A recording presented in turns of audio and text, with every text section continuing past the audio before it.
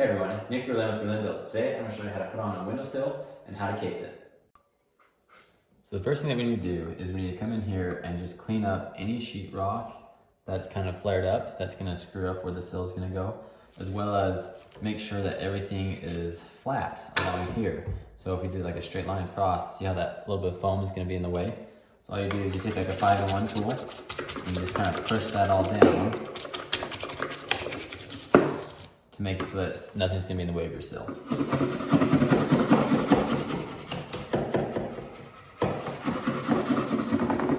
Next, what we're gonna do is we're gonna measurement from this point of the window to this point. Now, theoretically, you would think that this plane and the plane of the window would be perfectly parallel. There's a high likelihood that one's canted out. So what we're gonna do is we're gonna find this point to this point, and then from there, we're gonna be able to figure out where we're gonna make our cuts for the sill.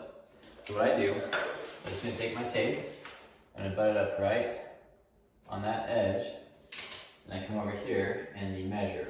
So right now I'm at 46.25 minus. Now this is just how my brain works, but I actually draw this on my notepad, and I just get a clean page, and I'm drawing right now the two sides of the sill, and I know that my actual sill is gonna overhang like this, and it's gonna look something like this, right? Definitely not to scale. But I know from here to here, that is 46.25 minus. So I'll write that down there. Next, what I'm gonna do is I'm gonna take my speed square, I'm gonna put it so it's tight to this window, and I'm gonna slide it up against the sill. And you can see how I'm tight right here, but there's a 1/16 of an inch in the back. So I know that I need to make an adjustment for that. So I call that a 1/16 of an inch in. So looking back at our notebook, I know that this is gonna come a 1/16 of an inch in on the left side. Next, what I'll do is I'll butt my tape up tight to the window and I'll measure. And right now it's showing 6 13/16. So now I'll write that down, 6 13/16 for this left leg. And what we'll do is we'll do the exact same thing, but on the opposite side of the window. In this case, this actually is square right here, but this distance is only 6 5/8 minus as opposed to the 6 13/16.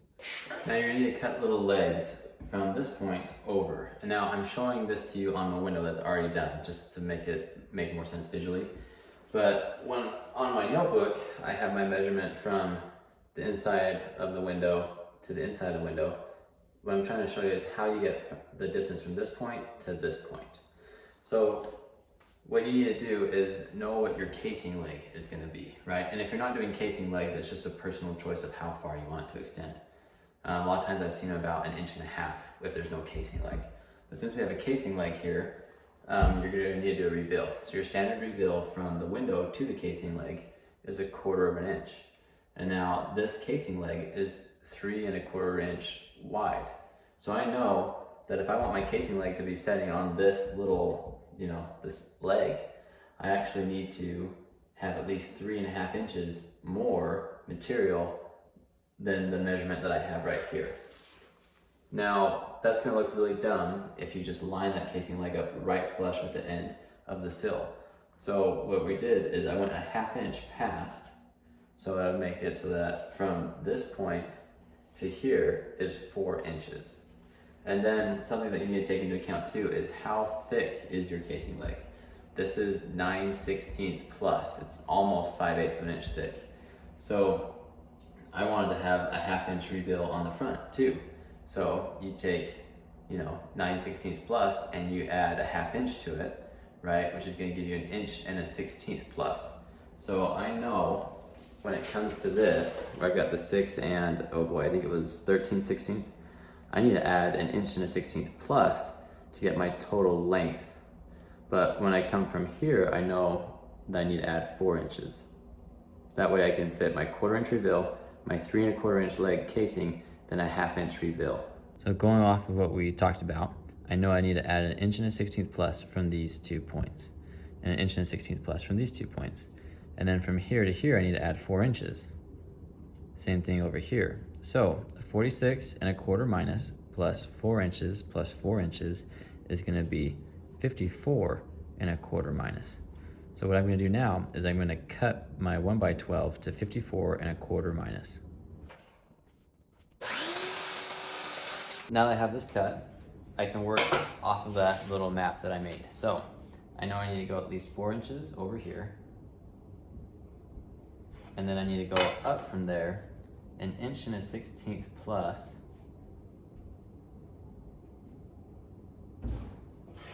Okay. And now what I can do is I can draw that little leg, like so. And then,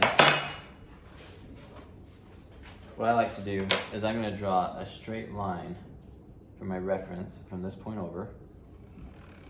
You remember I called it out as a 1/16 of an inch in? So in my world, I know that I need to come a 1/16 of an inch this way over here.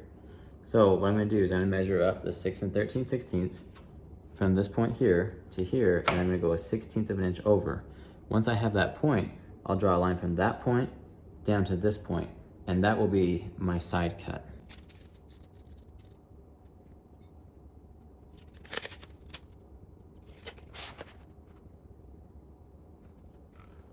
So what I'm gonna do now is just do the same thing up for the other side.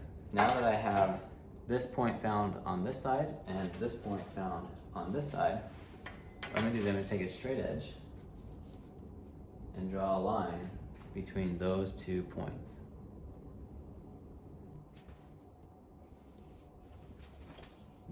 Another thing that you can do just to be sure is with the original map that you made, like for me, this measurement should be 46¼ minus from this point to this point. I will drag a tape from here to over here just to make sure, just as a good double check. So that's something that you can do just to make sure that you're on the right path. What I like to do next is ease this little edge, because this edge is gonna be exposed. So you have an eased edge here. I'm gonna ease this edge, and it's a little bit easier to do it before you cut out all this waste material.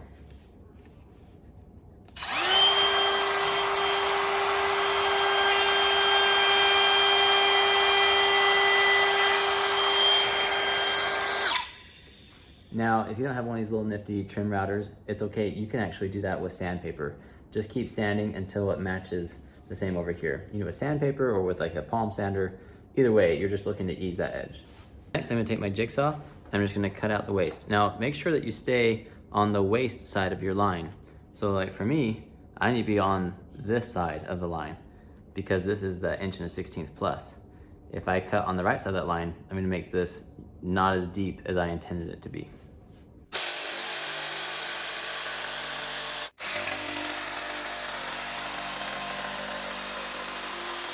Now I have this side done, I'm gonna do the same thing on the other side. Now what I'm gonna do is we're gonna cut that line, the back of it, so along this line. I usually switch over to a circular saw. I just think it's a little bit faster and cleaner. You can use your jigsaw for it, but I'm gonna use a circular saw.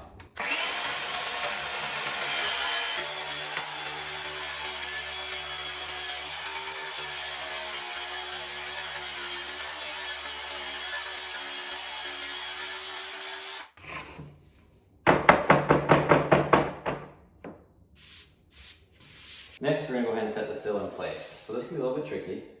What I do is I'll come and I'll place it on one side, and then you'll start to bring it down, and you're gonna get caught because you cut these tight, right? So you're gonna start to get a little caught. So what you can do is push up in the middle and then down on the side, and that's gonna get you closer to where you were. So, not where you were, where you need to be. So start doing that. And then what you can do is you can actually take like a handle there, give yourself a little bit more leverage for bending that.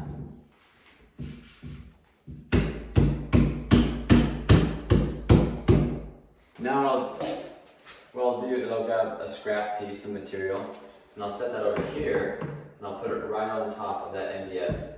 Because what will happen is now as I start to hammer down on that, the top lip of this might get caught on the sheetrock. If that happens, it will literally start to peel off some of your MDF, which is not cool because you just went through a lot of work to make this, so you don't want to screw it up. So I use a little scrap block and give it a few taps to get it down the rest of the way.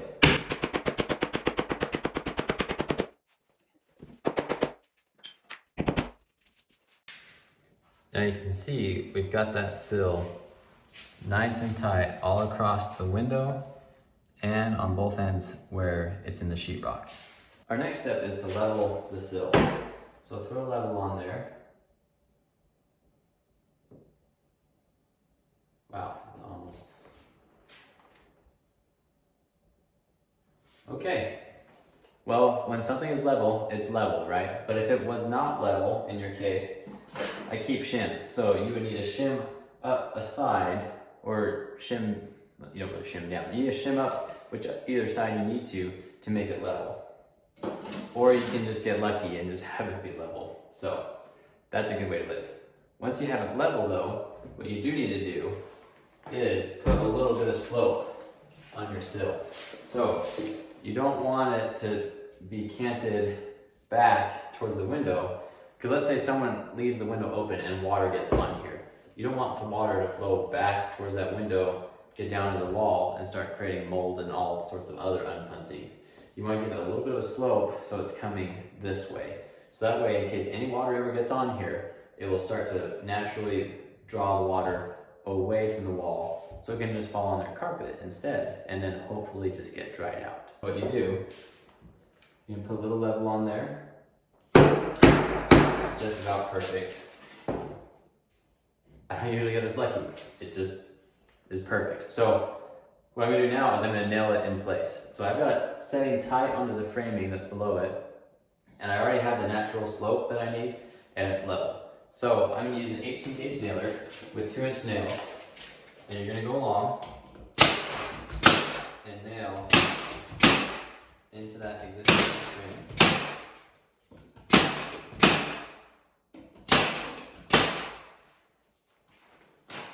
Perfect.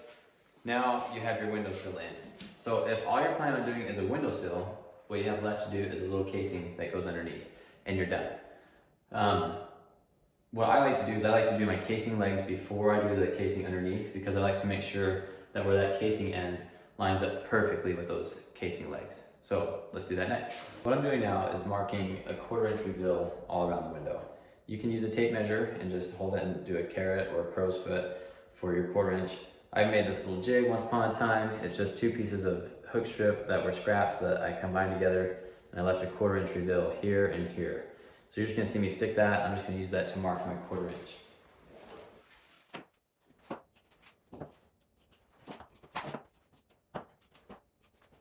Now what I'm gonna do is I'm gonna measure from the bottom to right here to the top of my reveal to get the length of my casing legs on both sides. And then I'm just gonna cut those and I'm gonna nail them on.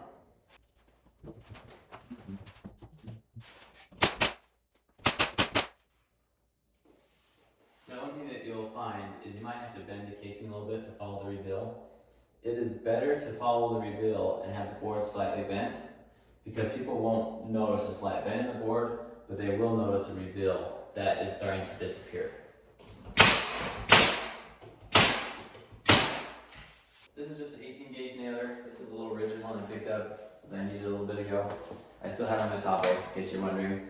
Today I'm just using the rigid, I don't know, this one actually has like a hook, so I can actually hook it on my belt. Oh, that's off camera. But there you go. I like this thing. So I'm using an 18 gauge nailer with 2-inch nails. That way I can get a really good grab into the stud. So you can do this 2 different ways for measuring the casing leg that goes underneath. So you might be wondering, Nick, why are we not doing the header next? Because I already have casing material on my sock, and it's a little bit faster instead of moving material a bunch of times. So you can measure like this from one casing leg to the other. So in this case I am 53 5/16. Or you can measure from sill to sill, and let's see, and then you can do that measurement and you can just subtract 1 inch, and that way you'll get the same 1/2 inch and 1/2 inch on each side. All right, now for this bottom casing, don't forget to ease this edge too. Once you cut it, you wanna make sure you ease that.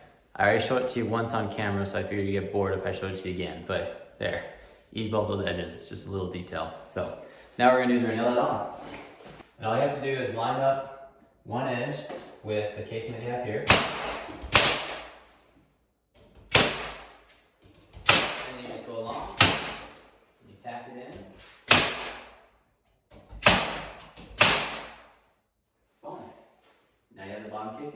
All right, now what we're gonna do is we're gonna measure for the top header. Now, I'm gonna talk about overhangs here. So this top header is gonna have a 3/4 inch overhang on this side and this side from the edge of the casing legs. And what that's gonna do is, since we have a 1/2 inch down here, and we're gonna have a 3/4 inch overhang over here, it's gonna make those windows taper slightly up, which gives them more of a grand look and feel. It's just cool that way. So the general rule of thumb is you wanna go a little bit wider at the top than you do at the bottom. You can do them the same, but it doesn't give the same visual, I don't know, visual look to it. It's not that big of a thing, but it's the little things that all add up. Now to get that measurement, all we're gonna do is we're gonna measure from outside of the casing to the outside of the casing. So I'm at 53 1/8. And now mine are 3/4 and 3/4, which is the same as 1.5 inches. So 53 1/8 plus 1.5 inches is 54 5/8. So I need to cut my header to 54 5/8. Now that we have our header cut, what I'm going to do is I'm going to set it in place. I'm going to measure to make sure I have my 3/4 inch overhang. And just do your best to not drop the piece, because that would really stink and you'd probably have to go cut a whole new one, because that's how this game works. So what I like to do is I've got a 3/4 inch overhang on this side. Now, because I'm just working by myself, I need something to hold that. So I just tacked it with one nail. So if I'm not 3/4 inch on this side, if I just need to make some little micro adjustments, what that does, it's amazing. So all I have to do is just tap it, and that one nail will still hold the piece in place, but it's not strong enough to keep it from shifting from side to side. So that way, I can make some minor adjustments. And there you have it, folks. One windowsill and casing all done. Thanks so much for watching. Make sure that you hit subscribe so you can get more videos like this, as well as like the video if you liked it. And if you disliked it, make sure you hit that dislike button twice, because that makes it so that everyone knows that you really disliked it. But comment any questions that you might have below, and I'll see you on the next one.